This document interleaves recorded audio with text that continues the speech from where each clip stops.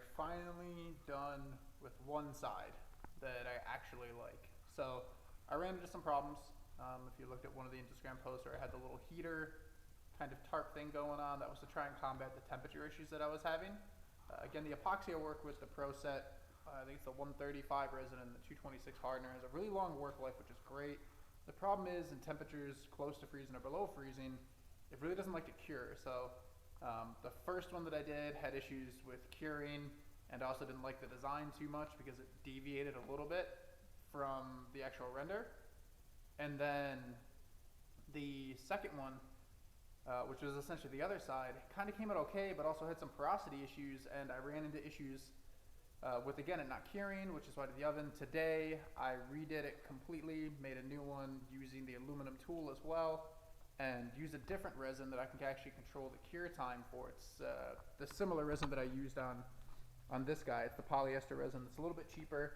Again, doesn't have the flexibility, but you know, again, you can control how quickly it cures with the percentage of the hardener. So I'm going to go through the three different parts that I made and kind of go over some of the details and the issues with them. So this was the first one. This one, again, actually came out pretty well. You could see had those weird little imperfections that ended up in the plastic, but the issue that I had is using the core material. It was pretty difficult to work with. You end up with this kind of, it's hard to see, but there's a little bit of a concave to it because the core material actually crushes. The stuff's designed to be used with pre-preg. That and this lower part actually comes all the way to the end of the end plate, which again, this one looks fine, and I'll keep this because this will be usable, and it's actually pretty good, so no real problems there. It just, again, wasn't 100% to my liking. This was the second one that actually came in today with the different core material that I used, which was that wood that from the video earlier. So you can see this one is a little bit closer to the render. The radius for this matches the radius for that. All of that is good on that end. It doesn't go all the way to the end, and then this was nice and flat, so it doesn't have that concave to it. It actually came out pretty good on this side, but I had issues with the surface. Again, it's hard to tell, but there's a lot of little pinholes and everything, and that was because the resin wasn't curing quick enough, and I actually ended up sucking it into the vacuum fitting, which the vacuum fitting was in this area on the actual tool, so it's sitting on the tool. This is the area that I had to kind of set in because it's off of the part.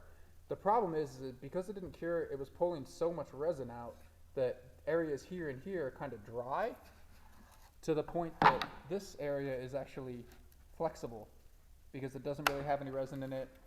It's pretty aerated, so you might be able to hear a little bit, but it's actually cracking with very minimal effort. You know, I trimmed it, it came out okay. Again, this one is, at the end of the day, it's all usable. You know, I could trim this down right to the edge of this and it would be fine. But again, it's for something that I know is going to get beat up. I want it to be repeatable. I wanted to make sure that it was up to the standard that I was looking for. The other thing is that, you know, this just kind of helps improve my process overall and learning. So if it ever comes to a point where someone else wants one of these or a smaller one, my friend Derek is running the smaller version that I made for his car, and this is something that could translate to his as well because it's just an end plate improvement. So, you know, this is something that someone could potentially buy later on. So I want the process to be quick, simple, and repeatable. So sticking with the aluminum tool again, switching to that other resin that I can control the temperature, this is kind of where we ended up. So ended up with a much nicer finish. You know, there isn't really any porosity all in the whole thing. The only spots I have some porosity is right here in the radius, which isn't uncommon. Just a little bit of bridging because it's such a tight radius on the tool that what happens is the first couple layers will fold into it, and then when you put the core material on, you know, you're going to have this tiny little gap because you just made a 90. You can fill that in, you know, to kind of smooth this out, which, again, maybe something I do later in the future, but, you know, this one matches the front. Everything is good on that side. It also, you know, stops at the end. Came out nice and flat. It's a pretty consistent 90 all the way down. This is the closest to the actual render. You know, so if you look at the renders, and you look at the end plates, you know, this is what it looks like on the edge. So I'm extremely happy with this one. The best part is I was able to do this whole thing start to finish within an hour. The little oven, well, I don't want to call it an oven, but the space heater with the little tarp over it, With this resin system being able to kind of set it so it kicks off relatively quickly, inside that little tarp it gets up to about maybe 100 to 140 degrees in some cases, depending on how high it is. So it actually kicked off pretty quickly. So this start to finish was within 2 hours, trimmed and ready to go. So this is what I was looking for, and something repeatable. Again, a very good finish. This is straight off of the tool too. So a light sand on this and then a clear coat from a professional painter. This will give you that kind of high gloss finish you see in a lot of show quality parts. So again, this is what I was looking for repeatability. Going with the aluminum tool as well this time, and not the plastic one or the wooden one with the plastic on it. Nothing happens to this, so it's completely fine.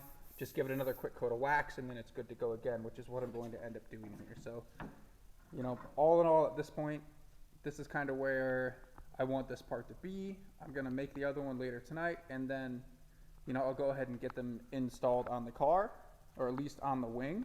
I will probably do that all in the same video just to, make this one kind of worthwhile. But this one's been a bit of a learning process, which I said this one might be a little bit more kind of tutorial based in the beginning. I'm still going to show all the stuff, obviously going over the mistakes on that. All the steps that I went through would work for just any situation or any part. It's just if you're in a situation or a climate that's going to get close to freezing, that's where you kind of run into issues.